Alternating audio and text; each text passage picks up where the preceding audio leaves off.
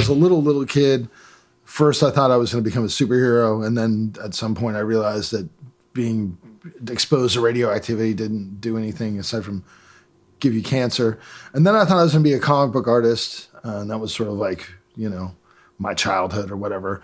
And then there was sort of this perfect storm of hearing about heavy metal, transferring to a new school when I didn't know anybody, and being like 11 and my parents splitting up.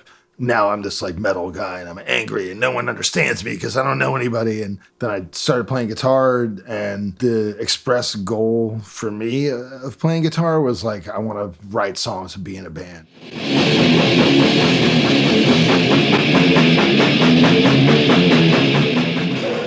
It's very, very obvious that that's what he wanted to do. When I met Matt in middle school, he introduced me to the world of heavy metal. Matt had this thing too where you like wanted to be like him. He exuded all this confidence, this metal kid.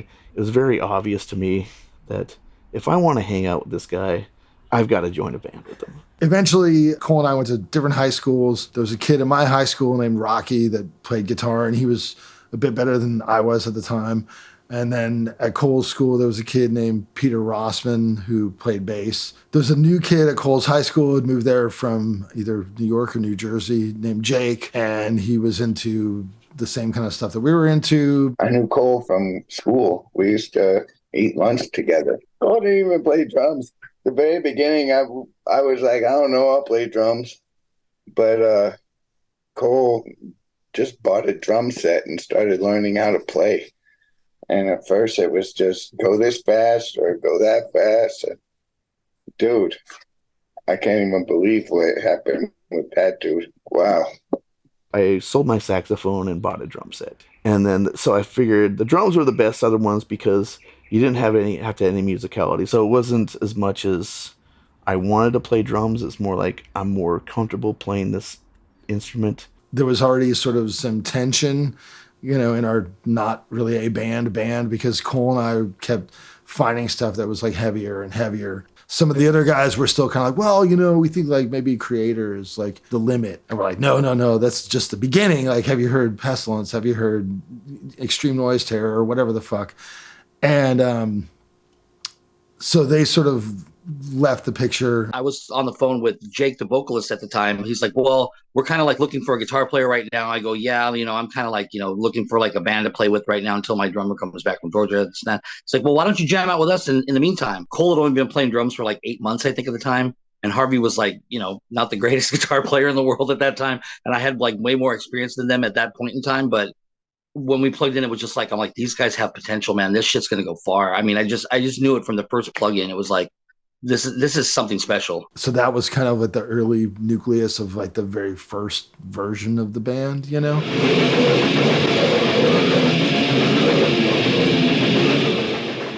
Back then there was the Omni in Oakland, the Stone in San Francisco, and One Step Beyond in Santa Clara. And that's where all the, shows were. And they were all on the pay-to-play model. And so they really didn't care really about the quality of local bands that they were getting. We would get gigs in the wrong places at the wrong time with the wrong other band. We play with 3 like glam bands, then Exhumed, and the place was just empty out like before the first song was over. Our very first show was like, these 3 bands that nobody ever heard of on a Thursday night, pay to play shit. We had to come up with like $150 just to fucking play the show. And like, we're just up there, a bunch of dumb kids, like just jamming out into like, an empty room, basically. We didn't really drink. We didn't do drugs. We didn't invite a bunch of people backstage to cause mayhem. We were just like, you want $300? Like, here's $300. Of course we'll be there. We were exactly what the pay-to-play clubs wanted, as a bunch of eager kids just wanting to play with bands that we liked.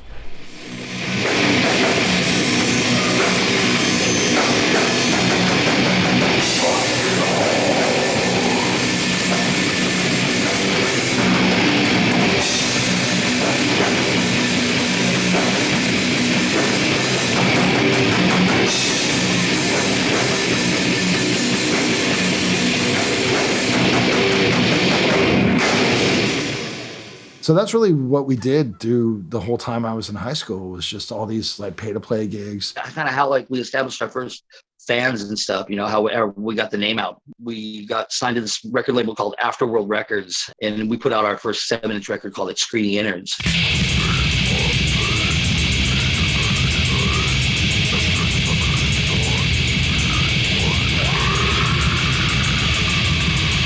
For whatever reason, I was really into maroon, and so it was going to be like a maroon and white swirl vinyl. And then we got it back, and it was just pink. We're going like, dude, we're this fucking hardcore grind band, and we have a pink fucking record. What do we do?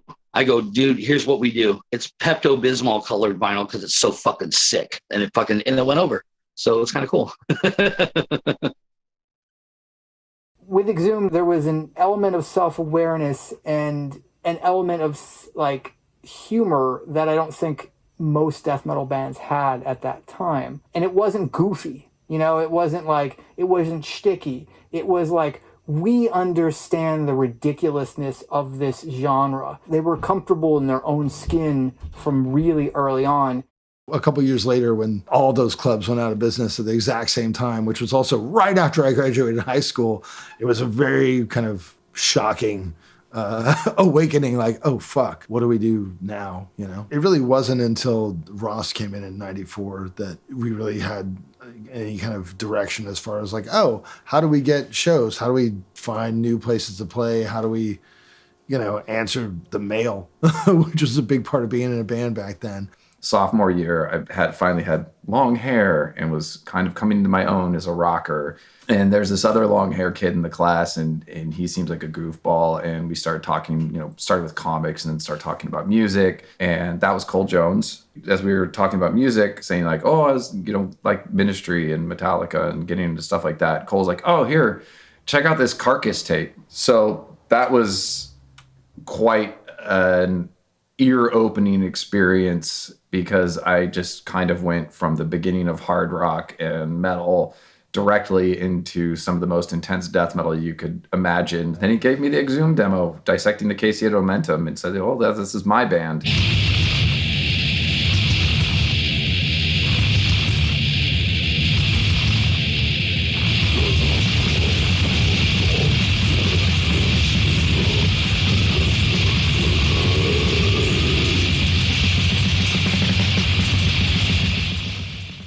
I thought it sounded cool as fuck. And he's like, well, you should come over to my bandmate Matt's house, my friend, and we play TSR Marvel Superheroes game. And I had my own sets of the TSR Marvel Superheroes game, and I went over there and I played a session with Matt and Cole, and that's how I met Matt. So we used to do every Saturday night. It was a very chaste existence we were leading at the time. Saturday night for me used to be like, oh, let's go out with my buddies and let's go drink and go get high and go get with chicks and stuff like that. And these dudes were like scared of girls and like friggin' they wanted to draw comic books and shit, and I can't, I fuck up stick figures, I can't draw for shit. So it's like, it would be like, oh, we're gonna go play Marvel, man. What the fuck's Marvel? Oh, it's like Dungeons and Dragons, but we play with Marvel characters and shit. What the fuck? You guys are dorks, man. We became fast friends, the three of us, and we'd go have sleepovers at each other's house. At the time, I think Taco Bell was 24 hours. We'd, sneak out of the house and go to Taco Bell at 2, 3 a.m. and bother the employees there, getting super gacked out on Mountain Dew because we were some wild kids, and we would caffeinate with the best of them. It in my head that, well, I need to kind of play music to hang out with these guys, I think. So I asked Matt to help me start my first band, which played total of 2 shows at high schools, and they didn't realize that I'd done like a death metal song with that band, and I belted out some death metal vocals, and they're like, oh shit, our buddy Ross, who already has a car and we hang out with all the time, can actually do some pretty decent death growls. When Jake left, it was like, hey, you want to do, you want to do vocals for us and stuff? But yeah, he jumped at the chance. Yeah, I want to do vocals and stuff.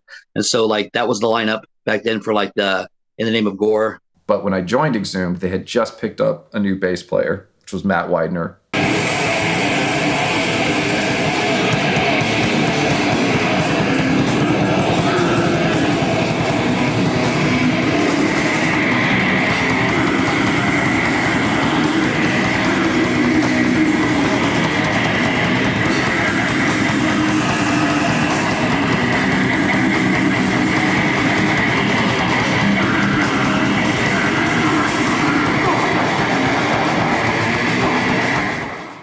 Raul found Matt Widener in Santa Cruz somehow. It was clear really fast that he was the best musician that we knew. I was a fanboy of Exhumed. I thought that they were the second coming disciples of Carcass. The rough charm that I thought that they were aping, some dodgy tempo and timing issues, was not purposeful, and it was just them struggling to keep together.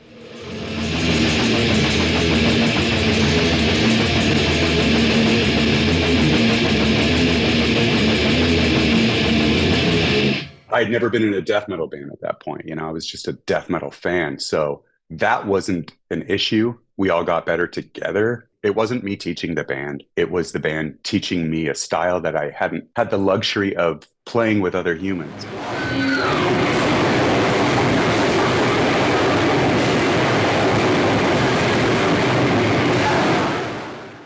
By the time 94, 95 rolled around, it went from metal being everywhere to it kind of felt like metal was like nowhere.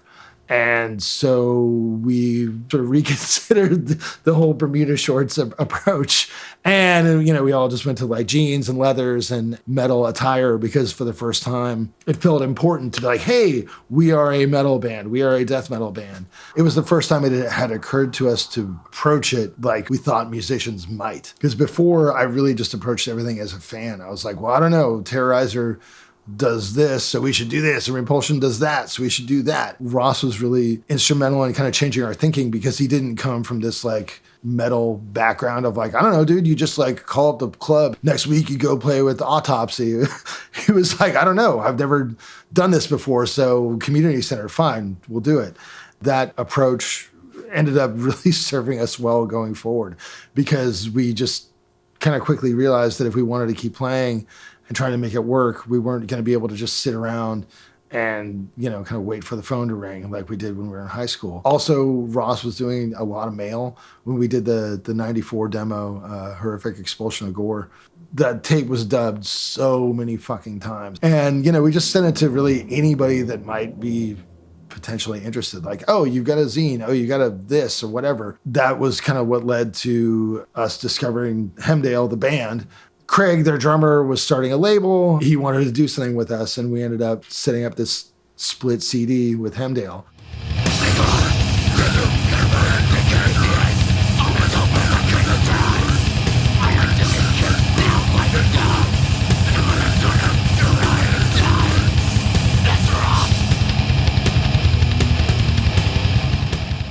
And, it was a huge deal to have a CD, like, wow.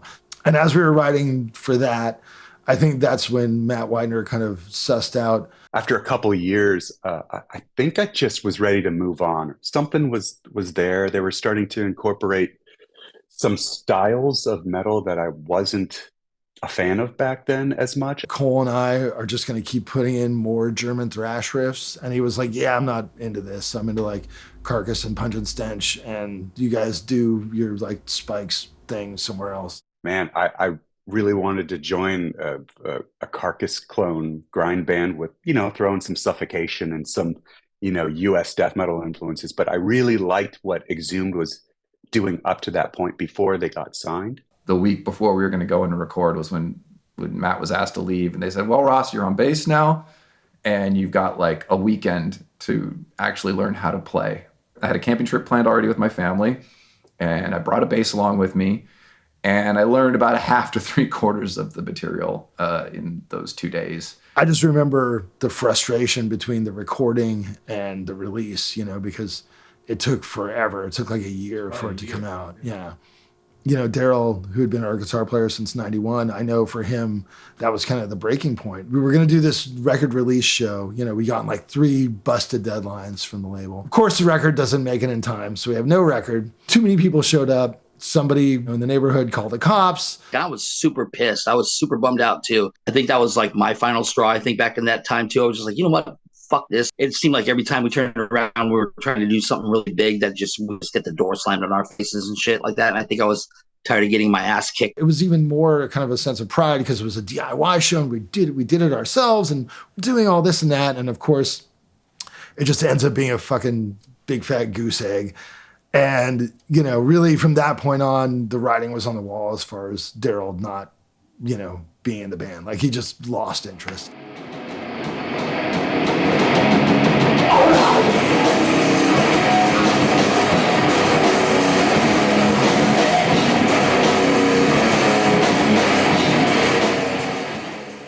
Leon was that friend who hung around too long. And that was the first time Leon Del Muerte entered the picture. When I first joined, actually started playing with Exhumed, it was actually just a one-off. It was Daryl Howdeshell couldn't make it to a show in LA. So I quickly learned the set and went down to fill in for him. And so when Daryl called him, I happened to be at Ross's house and we were doing Exhumed mail. Matt basically just like told Ross to hand me the phone. And he's like, Daryl's out, you're in. And that's how I joined. He was still, he's a little bit younger than I am. And I remember we played a couple shows where it was 21 and up and he had to like wait outside, then come in and play and then go back outside and, that kind of thing. A bit of a liability for Exhumed in general, like not, having an underage band member. But they dealt with it well, they were on my side about it.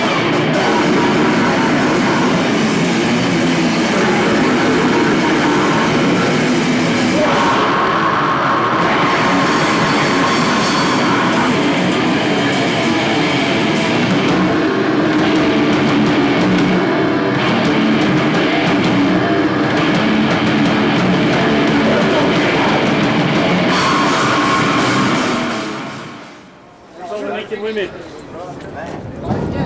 Right? Alright, that's pretty stupid. This camera doesn't have a flash, but it works with phones right over. So. Our call move up. Give us some gore! Sorry. Everybody simultaneously whip your hair up. Oh, you have to count to 3. 1, 2, 3. It felt like there was already an in-place power structure. Cole and Matt were like the major decision makers. Ross was the constant contrarian. Everybody in the band was not getting along. We would get in like fist fights at practice and Cole would throw a hi-hat stand at Ross. At one point I shoved Cole down some stairs. I threw a fire extinguisher at him. We would get in like pretty over the top, like fights, not like disagreements, but like fights. Triangle of these guys all just kind of saying that they were going to kick the other one out. I was just like, well, we can work it out, guys. Let's do it. And then I'm the one that got kicked out.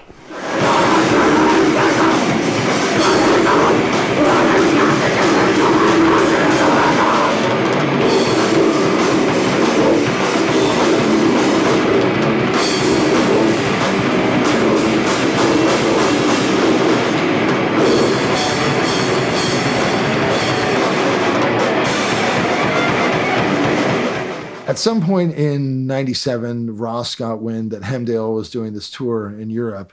We've never played a show outside of California. I think like LA is the furthest we've ever gone. And so we go to Germany in December of 97, and we kind of have a bunch of realizations like, A, we're not really as good a live band as we thought we were. We want to salute you with a fucking title track. We salute you with blood and alcohol.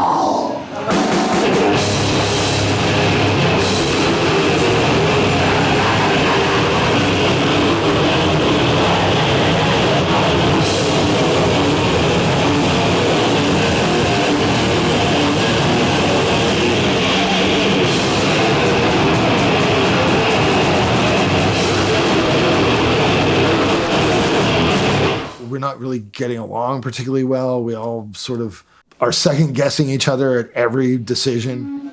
CCC? Do it. We didn't. Gorgeous!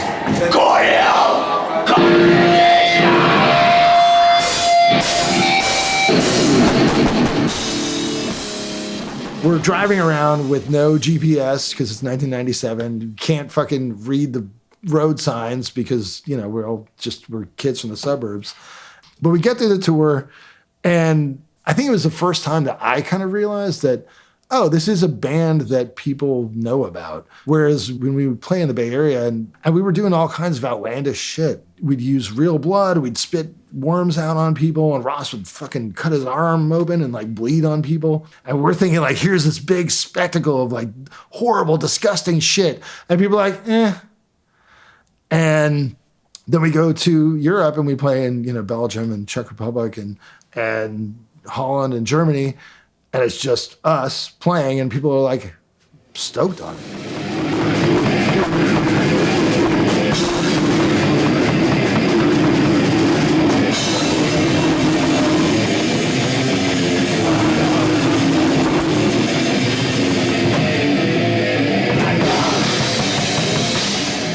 We were sort of aware that Relapse was like sniffing around the band. They used to like send us free CDs and stuff. We knew that because they had purchased our previous label that they could sign us if they wanted. Of course, they could have signed us at any point. We would have been like, of course, yes, we'll sign anything. Any label could have signed us at any point. We're like, oh my God, a record contract? Yes. And doing those shows in Europe really alerted us to the fact that if we were going to take that step, that we kind of needed to take our playing and what we were doing a bit more seriously. So for me and Cole, our priority was like, we need another guitar player. We're getting ready to begin a new fucking era for this band.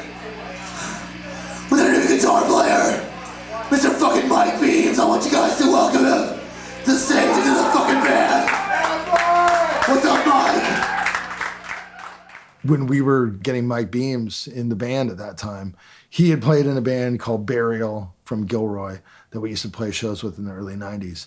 One of us ran into their singer, Mark Smith, who had done a session with us in like 93 on vocals. And we were like, yeah, we think we're going to get signed to Relapse and this and that, but we need a guitar player. And he's like, dude, you should hit up Beams. He's not doing anything. They had me come up to a rehearsal when they were practicing Campbell, just a little ways away.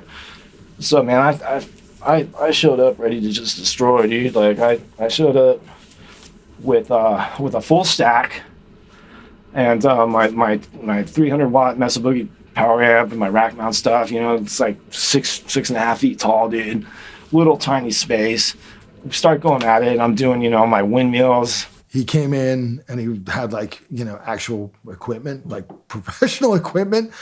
And we're like, wow. And he started asking us questions like, how many times does this riff go? And we're like, I don't know, till it's done. I was kind of like always in the timing, I was kind of like, hey, let's stop. Someone's out of tune, There was, a couple times where, we didn't have the best of the guitars out there. And, one would like go out of tune all the time and be like, dude, we got to stop. I'd always be the one that, hey, man, let's stop. Because I think after Matt Widener left, we sort of backslid a bit musically. And, my whole thing was always about like the attitude of where the music was coming from, more so than like executing it. And I realized that had its limitations from Europe. And so Beams was really crucial kind of in, starting to steer the ship back in the right direction as far as, executing the songs went.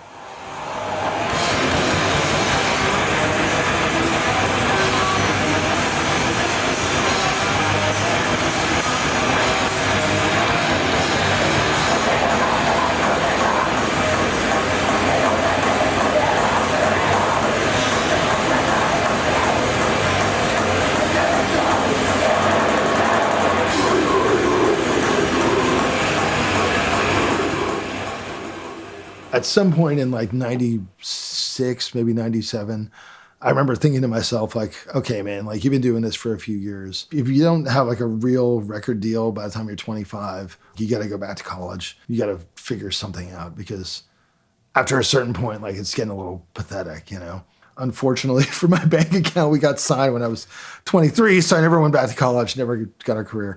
I was over the moon that I'd been able to work out like a deal with Relapse because I really thought that was the label for Exhumed to be on. And Bill had sent me some interesting correspondence, like sending me a bunch of promo CDs, but like throwing in a bloody latex glove for no discernible reason that I can surmise, but I thought it was a cool affectation.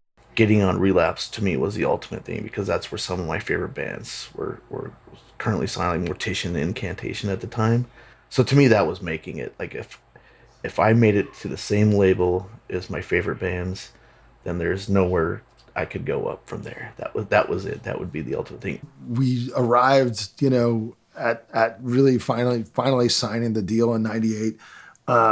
Really underprepared as far as like we had never had a manager or we never had an agent. For better or for worse, I mean, we had an aesthetic that stuck out, and there was nobody really in the States doing anything remotely like what we were doing.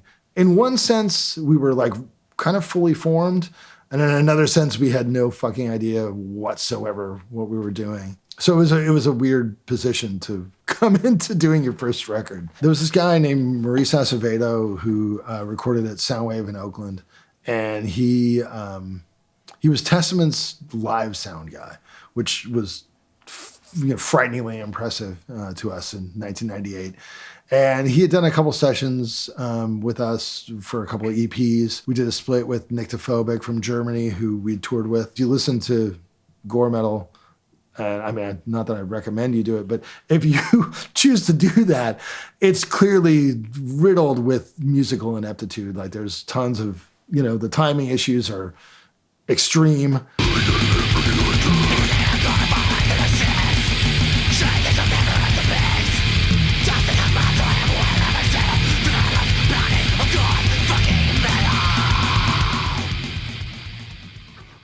And I remember as I would be tracking the vocals, Mike would be in the room with me, chopping the air to show me where the count was.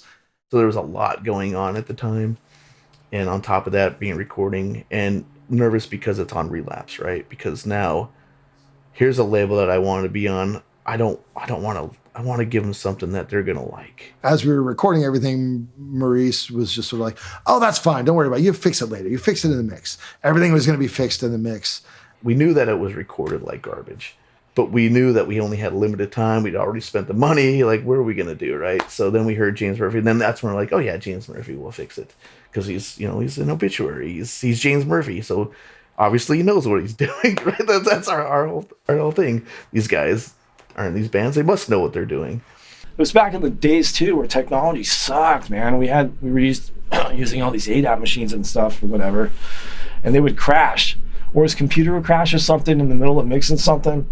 And then all of a sudden you would hear this like loud F-bomb, you know, and then you'd like storm out of the room, going crazy and stuff. But then there was a lot of equipment malfunctions and a lot of cursing and swearing and pounding on tables and things like that.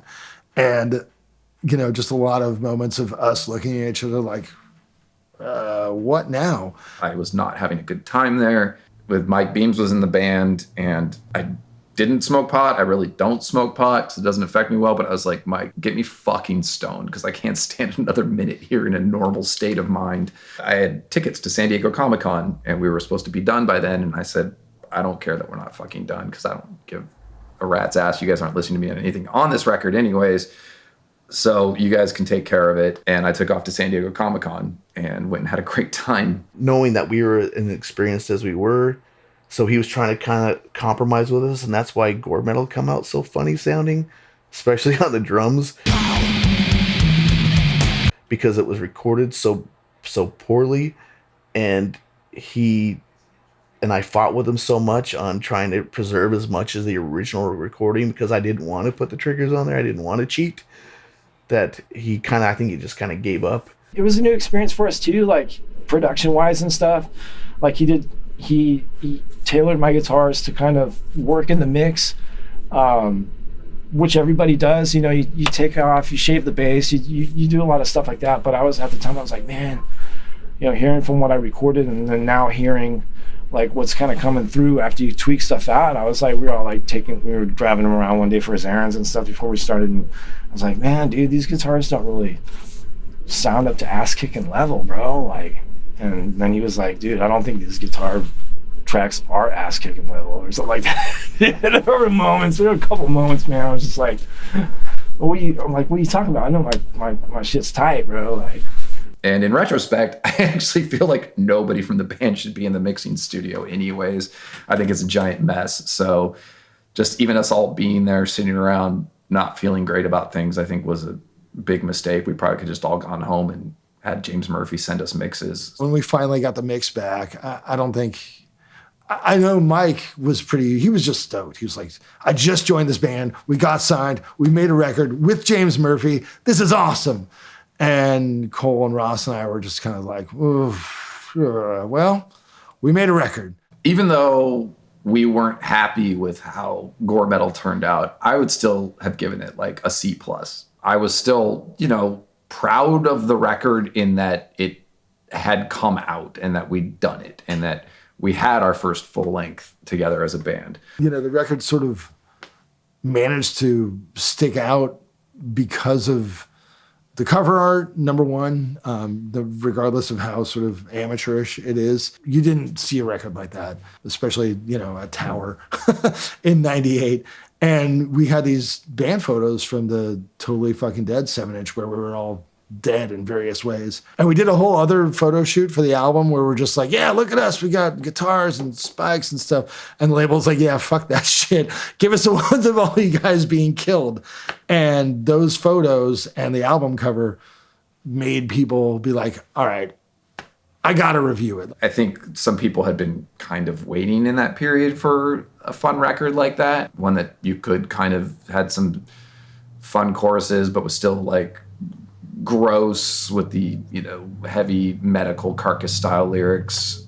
But once we had that first record out and people kind of knew who we were, then we started playing live and people kind of got the sense that, it wasn't just some sort of elaborate goof or whatever. I mean, even though Exhumed kind of is an elaborate goof in a way. But people started to take what we were doing a little bit more seriously. Relapse, I think, is known for having a pretty diverse range of output. We've worked with a lot of artists from a lot of different scenes, from a lot of different genres and subgenres. But I think there are certain bands, Exhumed being one of a short list, that kind of were center of Relapse, kind of like the heartbeat, if you will, kind of the spirit of where we started or where we radiated from. I was just like working in a warehouse for Frito-Lay, like stacking boxes of Fritos up. And for me, it was like, well, hey, so I made a record. Now I'm back to like stacking these boxes of Fritos. And it wasn't really till the next year when we started playing some of the festivals that were going on. And I remember that was another eye opener, like, oh, so we're like a band now. Like, holy shit. Like people, there's these songs like Casket Crusher or Limb from Limb or whatever. We were always talking like, oh, we got to make these catchy choruses, but we didn't really know if anybody was catching them. And then we played a couple of shows. We're like, oh, people know that it goes limb from limb because it says limb from limb like 100 times. Like, hey, wow, that worked. And the tour didn't come until the summer. And I remember Relapse being like, okay, we're going to put together this label tour. Obviously, we had no agent, we had no management, whatever. Nobody was working to get us on tours. And they're like, well, we're going to put you on this label tour. And that sort of became the impetus for Ross leaving, well, us deciding to fire Ross, basically. So when I got kicked out of Exhumed, I can't say it was entirely blindsided. I knew something was up for a long time, even though we were still hanging out and still practicing and doing things. But I just could kind of feel a tension coming. It always felt like there was like Cole and myself on pulling in one direction, and then Ross pulling in a very different direction. As soon as I got my other band before Exhumed out, I was already grabbing flyers from them, tape trading with people, and already kind of in the mix of the whole tape trading and demo scene before I even joined Exhumed. Exhumed for me, if like we never left San Jose, I would have been perfectly satisfied with that. And Ross is more of a social person than I am. His involvement in the scene was the music, but also he wanted to get into like the tape trading and the underground and the correspondence and stuff like that. He enjoyed a lot of that stuff. And we were mostly sending out old Exhumed demos that I wasn't on. I think the original idea was that me, Matt, and Cole would kind of all work together at this. So we came up with the character of Pearly Penile Papules was going to be kind of the spokesperson for the band. At first, we kind of worked together on interviews, but then I'd be like, hey, we got this interview to do. Let's get together. And it just didn't happen. So I would just do the interviews. So a lot of the early interviews are from the guy who had just joined the band, which seems a tad inappropriate. And then by the time we actually had recorded the first demo I was on, Horrific Expulsion of Gore, I was tape trading as Pearly Penile Papules. I was answering interviews as Pearly Penile Papules. In those days, I was a nervous aggro youngster, so I think I would push things and probably get angry that they weren't answering me quickly or answering phone calls, and was probably became a really annoying manager band member. Once we started getting contact with Relapse, and as our relationship kind of grew frayed, the Pearly Panel Papules character was not seen as important, so they started wanting to have more of a hand in being the public face. And I was just like, well, we've been doing it this way, and this has been working, so why wouldn't we just keep doing that? Basically, Ross did all the work while we were in the demo stage. And then once we got signed, my assumption was, well, I'm the creative leader or whatever the fuck you want to call it. So therefore, like, now this is actually important. People are actually going to read this. So I need to be the one representing myself, not Ross, which is a very shitty kind of attitude. Like, hey, you do all the shit work, and now that I think it's important enough, I'm going to take over. His resentment I could totally understand, right? Because Harv and I were the creative control of the band. We made all the decisions. We were very much the generals and stuff like that. Like, and we controlled the band pretty tightly and didn't allow a lot of like outside opinions. If we didn't agree with that opinion, it wasn't a democracy, right? Within a couple of years, I started wanting to become more creatively involved, which of course, anytime that's going to happen, you start putting more chefs in the kitchen and people are going to start arguing, especially when you're teenagers. I had my own frayed feelings. I'm like, why aren't we getting to my song that I wrote? And he's like, well, because I wrote like 5 other fucking songs. Like, so calm down.